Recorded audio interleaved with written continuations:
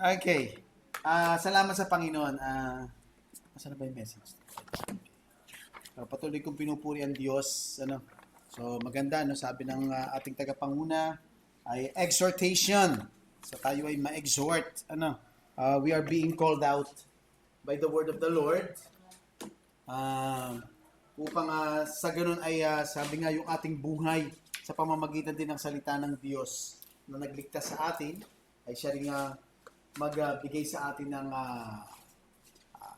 kabanalan na hinahangad ng Diyos para po sa atin. So, buksan natin sa pagpapatuloy ng ating mensahe. Buksan po natin ang ating Biblia sa aklat po ng Isaiah chapter 40, verses 5 to 8. Okay? So, babasahin ko po, basahin nyo sa inyong mga salin at tayo po ay mananalangin. Isaiah 40, verses 5 to 8. Then the glory of the Lord will be revealed, and all flesh will see it together. For the mouth of the Lord has spoken. A voice says, "Call out." Then he answered, "What shall I call out? All flesh is grass, and all its loveliness is like the flower of the field. The grass withers, the flower fades, when the breath of the Lord blows upon it. Surely the people are grass. The grass withers, the flower fades, but the word of our God stands forever. Tayo ay manalangin. Ama namin Diyos, marami pong salamat, Panginoon, sa iyong patuloy na pagkilos sa aming buhay. Sa bila po ng aming mga kakulangan, Panginoon, ay patuloy kang nagbibigay ng kalakasan sa amin to sustain our lives, Lord. And in this moment, Panginoon, na sa aming pong pag-aaral, patuloy namin hinihingi ang iyong pagkilos, paggalaw, pagbubukas mo po sa aming puso at kaisipan sa aming mensahe na aming maririnig. Ikaw lamang, Panginoon, ang maitaas sa lahat po ng ito. Tago mo ko sa liwanag, Panginoon, ng iyong karunungan at sa Santong Espiritu ang patuloy pong magsalita sa lahat po ng ito. Pinupuri ka namin, Ama, sa pangalan po ng iyong anak na si Jesus. Amen. Okay. So, ang title nito actually is, because this is, actually, the Word of God is forever. Pero ang title po nitong ating pinag-aaralan is nakasentro sa atin. Bagamat, ibig sabihin, we are being exhorted. But of course, ang sentro ng lahat ng ito ay ang salita pa rin ng Panginoon.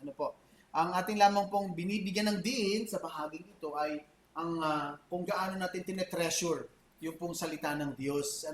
Sabi nga nung verse 8 is, ang tao ay katulad ng damo, siya ay mamamatay at kukupas, subalit ang salita ng Diyos ay mananatili magpakailanman. Mayroong ibinigay sa atin ang Diyos na mananatili magpakailanman na magiging instrumento ng lahat ng bagay na patungkol sa ating kaligtasan, kabanalan, at maging sa inaasahan nating kaluwalhatian. At ito ay ang kanyang salita. So last time, pinag-aralan natin, it's very eye-opening, na bagamat nasasabi na sa atin na ang buhay natin ay saglit lamang sa mundong ito, pero comparatively, ay nakikita pa rin natin sa practice natin sa ating buhay na tila baga tayo ay nabubuhay na nakatuon na lamang tayo sa mundong ito. So pinapaalala sa atin ng Biblia, ng ating huling pinag-aralan na yung biblical view ng frailty ng tao, yung pagiging marupok ng tao. Talagang ang lahat ng tao, tayo po ay marupok. Wala nga tayong katiyakan kung hindi ang katiyakan ng buhay ng isang tao ay kamatayan.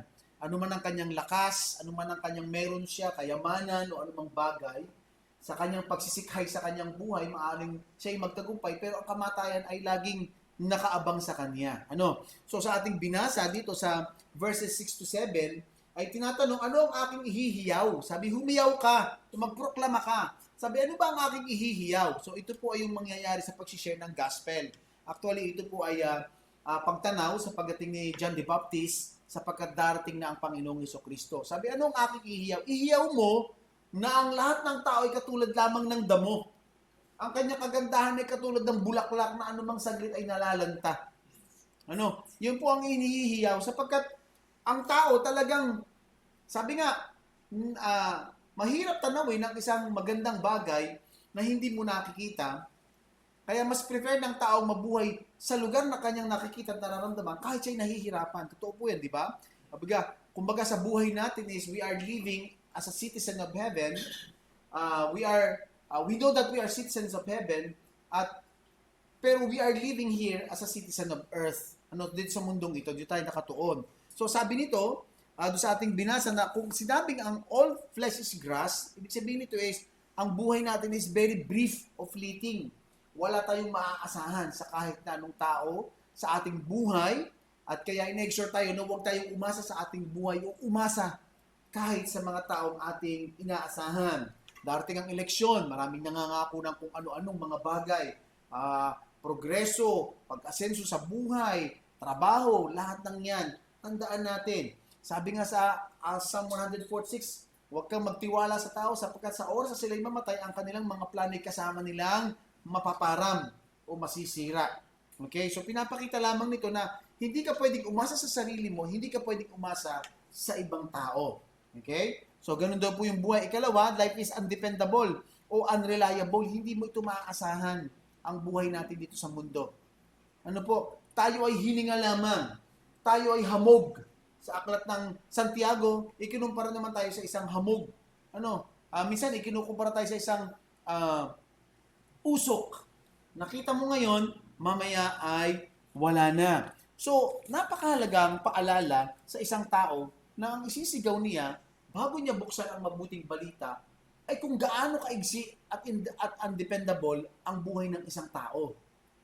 Okay, ang tawag natin dyan, okay, may isa pang point ang sabi, ang buhay ay hindi mo pag-aari.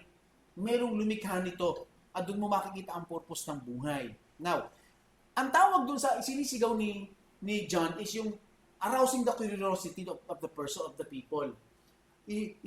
Kanya pong binibigyan ng curiosity yung mga tao na umaasa sa buhay niya rito na, tika muna, huwag kayong umasa sa buhay na naririto.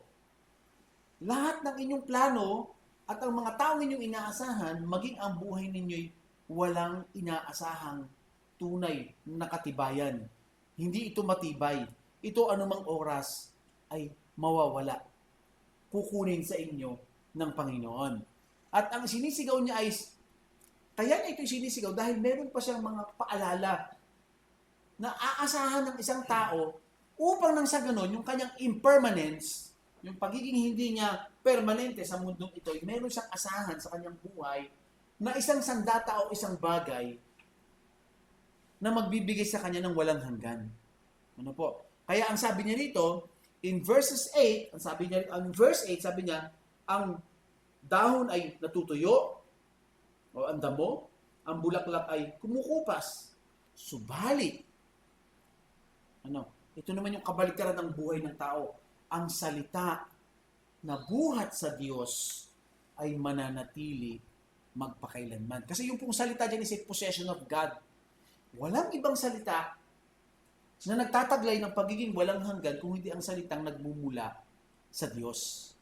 Okay, so dito po, ipinapakita naman dito yung tinatawag natin na paano maa-attain ng isang tao, anong bagay ang mayroong tinatawag natin na permanence. Yung walang hanggan. Ang buhay natin, may hangganan. Hindi maaasahan, hindi makukontrol, hindi mo pag-aari. Na dahil diyan, nagkakaroon tayo ng tinatawag natin na instability yung buhay natin. At saka alam nyo, pag nalalaman natin na ang buhay natin hindi kayang asahan, nawawala din tayo ng purpose sa buhay. Sapagkat mayroong isang pinakamatalinong tao na nakaranas niyan. At ito'y walang iba kundi si Haring Solomon. Ang araw lulubog, sisikat, pa saan? Mabuti pa nga ang masasama na enjoy nila ang buhay. Mabuhay kang mabuti, mabuhay kang masama, mamamatay ka. Para saan? At di ba yun yung mga tanong niya sa buhay? Kaya niya po tinatanong sa kanyang buhay, binibigyan niya ng diin na doon sa pinakahuli, na lahat tayo mananagot sa Diyos dahil meron siyang kautusan. At ang ganan at kahulugan ng buhay ng isang tayo matatagpuan lamang niya sa Diyos. Yung purpose ng kanyang buhay. Ano po? So dito makikita natin na sinabi niya po dito na sa verse 8, ang kahalintulad po niya na yung unang Pedro, 1 Peter chapter 1 verse 23. Sabi po dito, you have been born again, not of seed which is perishable, but imperishable. So ano yung seed? That is through the living and abiding Word of God. Okay. So ibig sabihin, nung sinabi doon sa Isaiah na the Word of God stands forever, ang isa pang katangian nitong word is siya po ay imperishable, siya ay living, and siya ay abiding. Kasi yun po yung katangian ng tinatawag natin na walang hanggan. Okay? So, kaya makikita natin dito na ang biblical view ng walang hanggan ng salita o the word's eternality is yung tinatawag natin na permanence is una, God's word is quickening o ito ay nagbibigay buhay. Ito lamang po ang nagbibigay buhay, ang mabuting balita ang nagbibigay ng buhay sa patay na espiritu ng isang tao. Hindi pwedeng maligtas ang isang tao kung hindi niya maririnig ang salita ng Diyos. So isang bahagi ng salitang forever is the word quickening o nagbibigay buhay. Sabi nga po dun sa 123, ikaw ay pinanganak muli, pinanganak saan? Sa espiritu. At ipinanganak saan? Sa tubig. Ano ba ang tubig? Tinutukoy ito. Tinutukoy dito yung tubig, yung salita, mamaya mapag-aralan natin. Yung salitang rhema o salitang tubig. Ano po? Sabi po, you have been born again, not of seed which is perishable, but imperishable. Okay? So yung salita pong imperishable ay yung salita pong hindi incorruptible or something na hindi nabubulok. At ito po ay ang salita ng Diyos. Ano po? Kaya sabi niya, ang salita ng Diyos, it has endured the test of time. Kasi hindi po natin nalaman ang kapahayagan ng Diyos kung hindi muna siya nagsalita. Sa pasimula pa lamang, in the beginning, God created the heavens and earth. Kaya lang natin nalaman yan dahil naroon ang salita ng Diyos na nagpapatotoo na kung paano nag-umpisa ang lahat ng bagay at umiiral ang lahat ng bagay. The Word of God, ang salita rin po ng Diyos na mababasa natin sa salita sa Biblia, ang siyang naglalatag ng walang hanggan. Paano natin malalaman ang walang hanggan at ang dating na panahon? Ang katiyakang ito'y magaganap, ito po'y mula rin sa kanyang salita.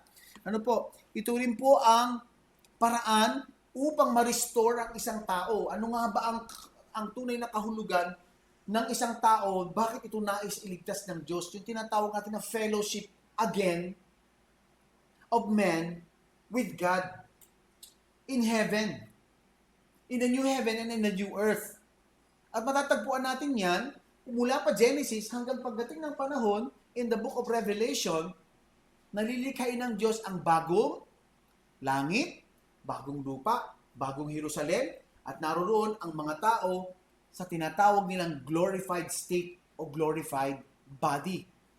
And he will have fellowship with God forever. It's a layout plan ng Diyos sa lahat ng mga tao sa pamamagitan ito ng kanyang salita. Ano po? So, we must remember, kailangan nating alalahanin, the Bible is written out of God's graciousness and goodness. Lagi kong sinasabi yan sa Bible study, how gracious God and good He is na binigyan tayo ng salita ng Diyos so that hindi natin huhulaan kung sino ang Diyos at kung paano natin siya sasambahin at kung paano natin siya luluwalhatiin sa ating buhay na in the end, mali naman pala. Not only that, kaya ayaw ng tao na tingnan ang Biblia at pag-aralan, ang tingin nila sa Biblia ay list of commands of do's and don'ts. Kaya like ko sinasabi sa kanila, hindi po ganun ang Biblia. Ang Biblia ay personal na liham ng Diyos sa bawat isa sa atin. Upang malaman nila na ang Diyos is personally caring and wanting to save them. That God is a person. Although alam nila ang Diyos ay persona, pero hindi nila alam kung ang Diyos na ito na persona ay may pakialam sa kanila. At sa pamamagitan ng salita ng Diyos na sasabihin natin ito'y liham sa Kanya, na ito'y totoo, doon lang po nila nalalaman na, ganun ba? Akala ko kasi ang Biblia, bawal ang ganito, bawal ang ganyan, bawal ang ganito. Like ko sinasabi, hindi po. It is not a list of do's and don'ts. Kasi ang tao, they are tired of do's and don'ts. But it's a personal letter of God to you upang magpakilala sa iyo. So, mahalagang bagay na we must remember, okay? So, ito ay dahil dito, nagpapakita ang Diyos ng kanyang mapagbiyaya at kanyang kabutihan na siya'y magligtas ng tao. So that we may have a tangible written at hinayaan niyang ito'y masulat ng mga tao upang nang sa ganun, meron talaga siyang pinangahawakan at ang salinlahi ng tao kung paano nabuo ang Biblia ay inilagay po na limbag sa bawat isa sa atin. Because the Word of God, only the Word of God is able to quicken. Ito lang ay may kakayanang bumuhay ng Espiritu ng isang tao. Because it is forever. Di ba? So, sabi dun sa, that is through the living and the abiding Word of God. Sabi po sa Matthew 24:35, heaven and earth will pass away, but my words or my rhema shall not pass away. Imagine natin, yung kakanya yung sustainability o yung tinatawag natin na kawalan na ang salita ng Diyos kailan may hindi lilipas at kukupas na ang lahat ng bagay. Subalit ang kanyang salita hindi mawawasak, hindi masisira, hindi kukupas magpakailanman. Nananatili ito. It is not the time, hindi lamang ang pinag-uusapan sa hindi pag-fade away ng salita ng Diyos is not only the passing of time, but also the circumstances and also the place. Ano po, hindi lamang yung, kundi yung circumstansya ng pangyayari ng buhay natin. Makikita natin sa salita ng Diyos na oo nga, totoo nga ang salita ng Diyos. Habang ako po ay nagdadrive, nakikinig ako lagi ng mga messages, nakikinig ako ngayon, pinakikinggan ko po yung buhay ni Abraham. And when I heard about the life of Abraham being a man of faith, nakita ko yung sarili ko, wala pala sa katiting yung pinagdaanan ko sa pinagdaanan ni Abraham. Being 99 years old, I promised to be a father of the nation. Inalis siya doon sa kanyang buhay, dinala sa lugar na hindi naman niya alam kung saan pupunta. Nakita ko, grabe pala ang nangyari kay Abraham. Being a man na ang kanyang mismong asawa sa takot niyang siya'y mapatay ay pinagkakanulo niya. And yet, God, nirestore siya ng Panginoon. Ano po talaga? So, nakita ko na iba talaga. Ano po ang pagdating. Okay, Psalm 19 verse 7, the law of the Lord is perfect, restoring the soul. Ito lang ang sakdal na may kakayanang muling buhayin, muling isauli, ipanag-uli ang kaluluwa ng tao. It is the Word of God. Not your word. Kapag umasa ka sa isang taong matalino, full of himself, and full of psychological advices, pagkatapos mo siyang mapakinig, pag uwi mo, wala pa rin kabuluhan ang buhay mo, parang hindi mo pa rin natamasa kung anong nais mo mapakinggan. Sapagkat ang payong psikolohiyal ay payong dito lang sa mundo at mula sa tao na may hangganan. Subalit ang salita ng Diyos ay sabi nga, it is perfect, restoring the soul. The testimony of the Lord is sure, making wise the simple. Gaano man, anong sabi sa unang Korinto, sa karunungan ng tao, hindi nila naabot at nakilala ang Diyos. Because only the Word of God that revealed Himself. Salita lamang po ng Diyos. Okay, ang isa pang karakter ng sinabi niya na ang permanence is the Word of God is living. Hindi lamang ito buhay, hindi lang ito bumubuhay. Siyempre, ito ay buhay. It is alive. That's why itong salita ng Diyos, kung hindi ito buhay, why is it the most hated book? And why is Christian teaching and beliefs is the most hated? Why do they allow Quran to be read? Why do they allow other religious practices to be practiced in public? But why do they not allow Christianity to flourish? Bakit nila hinahayaan? Because this is very offensive. Why? Because this is alive. This is living. It hurts the man. Why? Because tayo ay nilikha ng Diyos at ang lahat ng tao na lumilikha na hindi ayon sa plano ng Diyos, pag narinig niya ang manual ng kanyang buhay na nagbibigay ng babala, siya'y nasasaktan. Huwag natin niyang pakinggan. Because that is the word from God. Kahit anong gawin ng tao, sila'y nasasaktan sa salita ng Diyos. Kahit sabihin nilang ito'y mythology. If that is only myth, then let it be read. Pero ayaw pa rin nila. Ganun po katindi ang salita ng Diyos. Ano po? But the word of God stands forever. Ano po? Sabi po doon sa Hebrews 4:12, naalala niyo yung pinag-aralan natin? Ano yung tatlong katangian? For the word of God is living and active. It operates. Hindi nga kailangan ng kahit na sino upang mag-operate. Hindi mo kailangan i-depensa ang Biblia. Meron siyang sariling buhay kasi ito'y galing sa Diyos. At pag ito'y bumulala sa iyong labi, dalawa lang ang kaya nitong gawin sa tao. Siya ay saktan o siya'y muling mabuhay. So, the word of God is living and active. It operates, sabi niya, and sharper than any two-edged sword, piercing as far as the division of soul and spirit, both of joints and marrows. In the Hebrews 4:12 po yan. It penetrates. It operates, and then it penetrates the life of people. Either it penetrates to hurt, or it penetrates to renew. Okay? Yan po yung salita ng Diyos. Kaya huwag natin katamaran ng pagbabasa ng salita ng Diyos. Yan yung sabi ko nga sa mga anak ko, hindi ko napapansin. Pagkakatingin nyo sa cellphone, lipat kayo ng lipat, lipat kayo ng lipat. Bakit? Because it entertains you, but it does not give you satisfaction. You keep on seeking something that will entertain you, something that will entertain you. And then past time, lumipas ng oras. But it does not satisfy a person. Okay? So sabi po dito, and then able to judge the thoughts and intentions of the heart, it evaluates. It operates, it penetrates, and then it evaluates. Meron siyang kakayanan na i-judge ang kaisipan, ang motibo, ang intensyon ng puso ng tao. Kaya ayaw niya. Kasi sinasabi at inihahayag nito. Like ko sinasabi sa Bible study, alam niyo ba na ang Biblia ay hindi katulad ng relihiyon? Ang relihiyon, tatakloban ng mata, tatakpan ng tainga, at isasat ang iyong bibig at sumunod ka. Ang Biblia, tuturuan kanyang magsaliksik at mag-analisa ng iyong ginagawa sa loob ng relihiyon kung ito'y ayon sa salita ng Diyos. Hindi po ito magtatakip ng iyong mata dahil lagi kayong tatanungin ko kayo pagka tayo nag-Bible study, ano ang sabi ng salita ng Diyos? Hindi ako ang may sabi, ang pinuno ang relihiyon. Dahil ko sinasabi, ginagamit ko rin po ito yung salitang critical thinking. Pinag-iisip ka ng Biblia critically sa buhay mo.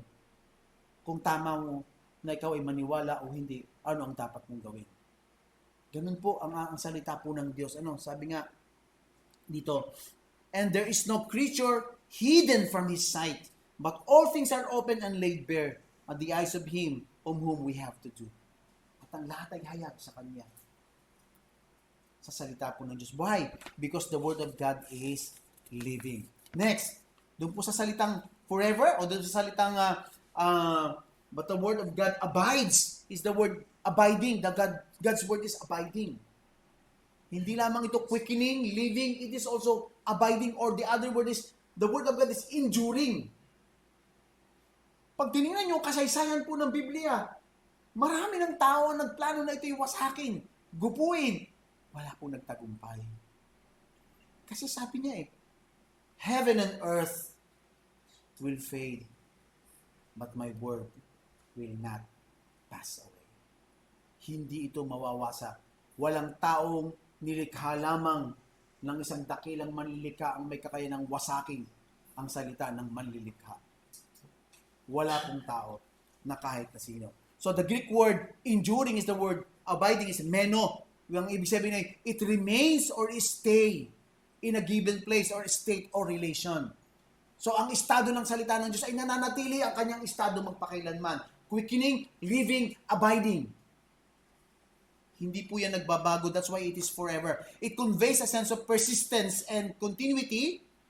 Okay, siya ay persist at siya ay nagpapatuloy, often implying a steadfastness or enduring presence ang salita ng Diyos. Bakit ka sasandig sa mga payo ng tao? Bakit ka sasandig sa plano ng tao?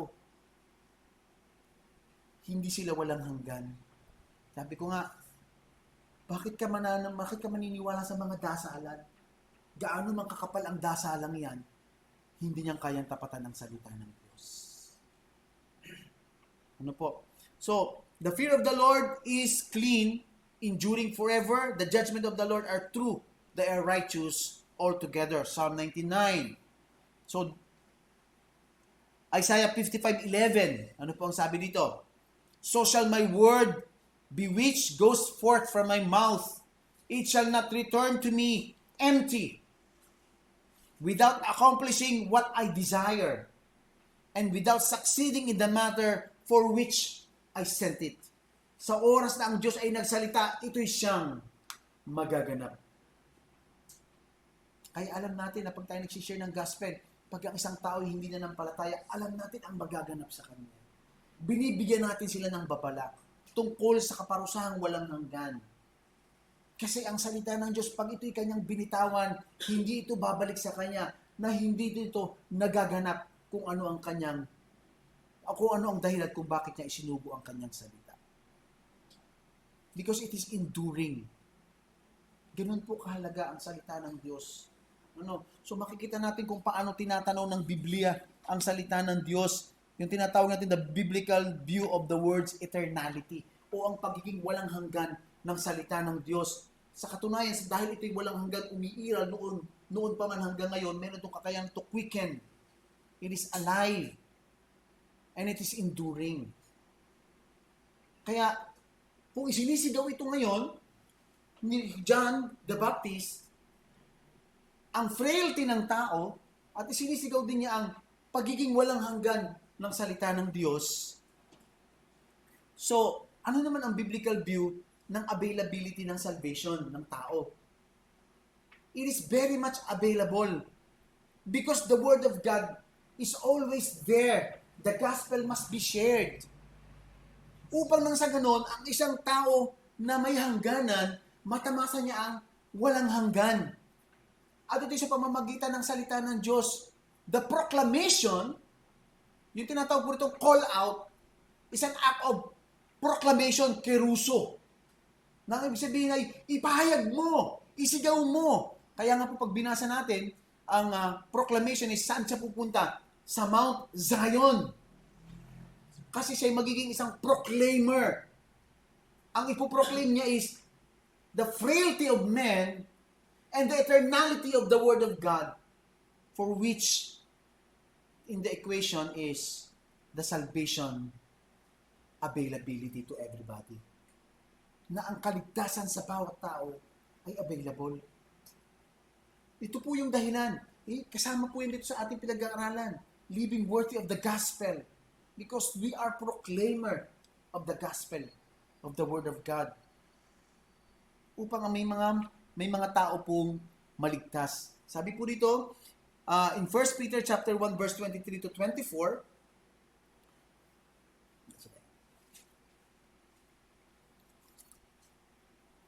you have been born again, not of seed which is perishable, but imperishable, that is through the living word and abiding word of God. All flesh is grass, and all its glory like the flower of the grass. The grass withers, the flower fades, but the word of the Lord abides forever. So dito po, ano ba yung salitang the word of the Lord abides forever? Alam niyo yung po salita diyang word, hindi po ang ibig sabihin ng salitang logos. Ang salitang word po dyan, ang ibig sabihin po niya yung salitang sa Greek word na rhema. Okay? Yung ibig sabihin po ng salitang rhema is a utterance, the commandment, or the saying of the word of the Lord. Ang logos po ay yung kabuuan ng salita ng Diyos. But the specific commandment of God, ang tawag po diyan, or the utterance, is what we call the rhema. Mula po ito sa salitang verb na reo, na ibig sabihin is flowing. Yung sabi po na, out of the depths of the heart flows the living water. Yung salitang flowing, yung salitang reo. Ano po, dyan po galing yung mga salitang hemorrhea, the flow of the blood. Diarrhea, the flow of... Okay? Yung salita po na verb na yan. So, doon po galing yung salitang rhema, it's a verb word. Yung rhema naman is an utterance or saying o utos o salita ng Diyos ay mananatili. Magpakailaman mananatiling ang Diyos ay nag-uutos sa bawat tao na siya'y manampalataya upang siya'y maligtas. Kasi ang taglay ng salita ng Diyos na iniuutos ay walang hanggan. Okay? Kaya sabi po diyan is, yung po yung salitang rhema, okay? Yung salita po, yung ginamit din po ito sa binasa natin na 24:35. Heaven and earth will pass away, but the utterance or the saying of but the words or the logos of the word shall not pass away. Yung po salitang word dun is the word logos, pero dito po sa Matthew 4:4, it is written, man shall not live on bread alone. Hindi ka lang mabubuhay sa tinapay kasi frail ang buhay mo. Pag sa tinapay ka lang mabubuhay. Nakuha niyo yung ibig sabihin nun. Pag sa tinapay ka lang nabuhay, diyan ka lang mabubuhay, impermanent ang buhay mo. But but on the every rhema that proceed out of the mouth of the Lord. Ano? Yung sa 2 Timothy chapter 3 verse 16. Theo, Neopsos, or the inspiration breathed out of God. Hindi lang daw mabubuhay ang isang tao sa salita ng Diyos. Sa tinapay. Mabubuhay siya hindi lamang sa salita hindi lamang sa tinapay, kung hindi sa bawat rhema na nagbumula sa Diyos, sa bibig ng Diyos. Ibig sabihin na ang Diyos ay nag-uutos o nagsasalita sa bawat tao patungkol sa bagay upang siya ay magtamasa ng kaligtasan. Available ang kaligtasan sa bawat tao. Available siya sa ating kaibigang hindi ligtas. Katabi, kumari, kaopisina, kaibigan, kaeskwela, lahat po yan available ang salita ng Diyos. Kasi ito ay mula sa salita ng Diyos. It is an utterance or a commandment of God that man may be saved. Okay? So, ibig sabihin, dalawang points lang tayo. Through the word of man, through the word, the rhema, man has eternity. Magkakaroon siya ng eternity o walang hanggan. So, dating walang may hangganan, impermanence, merong may hanggana, walang hanggan, the word of God, and now it can be possessed by man through His word. Sabi niya, the word, the rhema of the Lord abides forever, or the utterance or the saying. That's why the utterance or the word of God is not only through salvation, but we are also being commanded through sanctification. It's still an utterance of God. How can a man keep his way pure? Sabi sa Psalm 119, by keeping His word. Paano magiging dalisay ang buhay ng isang binata o isang tao sa pamamagitan ng pag-iingat niya ng salita ng Diyos sa kanyang puso? Psalm 109. So there is, although sa second point yun, man has purity. Pero ito, eternity, it is not bounded by time, ang ibig sabihin ng salita ng Diyos, or circumstances. And this word is what is spoken to man to be saved. Ito ang salita. This is the solution to man's impermanence. Ang solusyon, kaya isigaw mo na walang aasahan ng tao. Isigaw mo na siya'y mamamatay. Isigaw mo na ang bilis lang ng kanyang buhay. Pero isigaw mo rin na meron silang pag-asa at ito yung salita ng Diyos na mananatili magpakailanman. At isigaw mo na sa pamamagitan ng salitang ito, ang mabuting balitay siyang magbibigay sa kanila upang matamasa nila ang buhay na walang hanggan. That is the gospel call. Ano po? Because it reminds us the frailty of life. Napakabilis lang po ng buhay ng tao. Now, and also because the word is imperishable, ibig sabihin incorruptible or undecayable, hindi siya madidecay, then through the word of God also, man has purity. Doon lang siya magkakaroon din ng tawag na kadalisayan. Kasi ang salita po ng Diyos ay dalisay.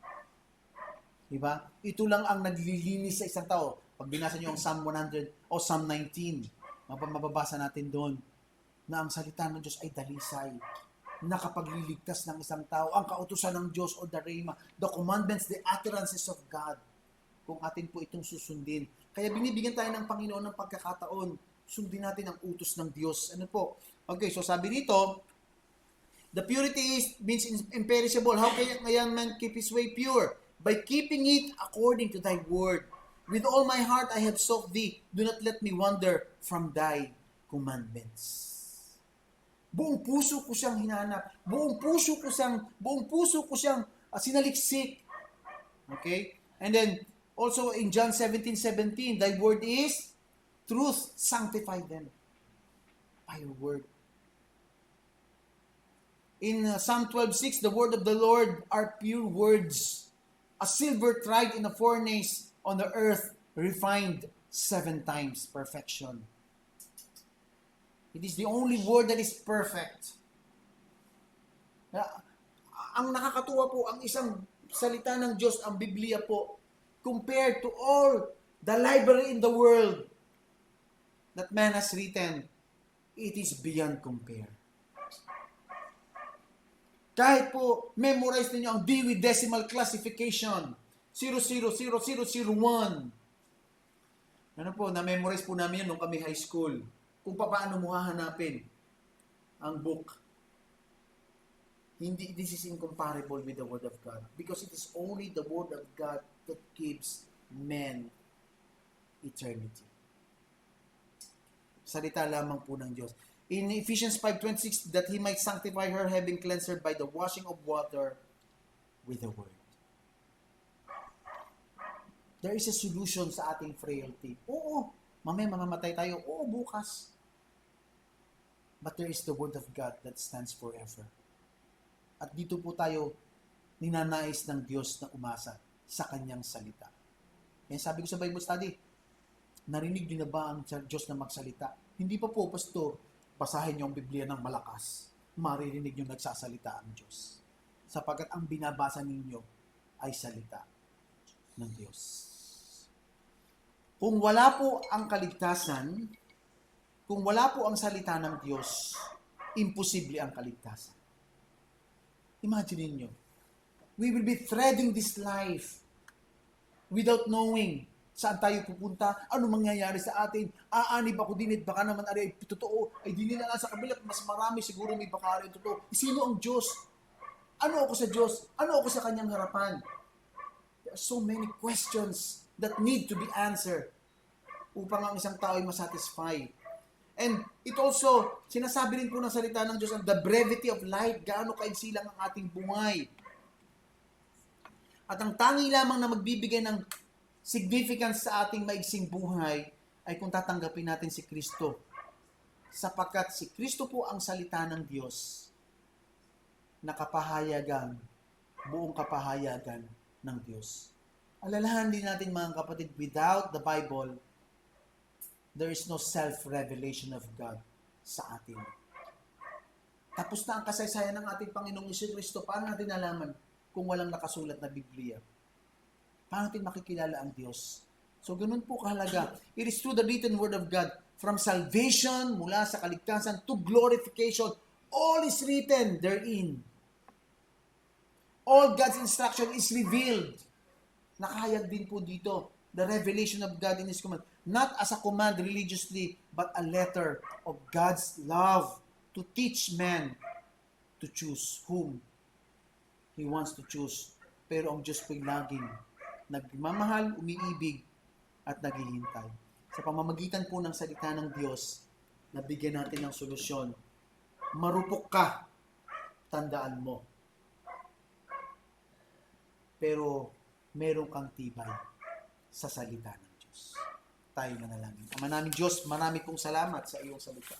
Maraming salamat sapagkat minsan pa napalalahanan kami, Panginoon, ng halaga ng iyong salita sa aming buhay. Napalalahanan kami, Panginoon, gaano man kami kaigsi ang aming buhay na anumang oras kakatok ang kamatayan. Subalit ang katiyakan lamang ng aming buhay ay mula sa iyo, Panginoon. The grass withers, the flower fades, but the word of the Lord stands forever.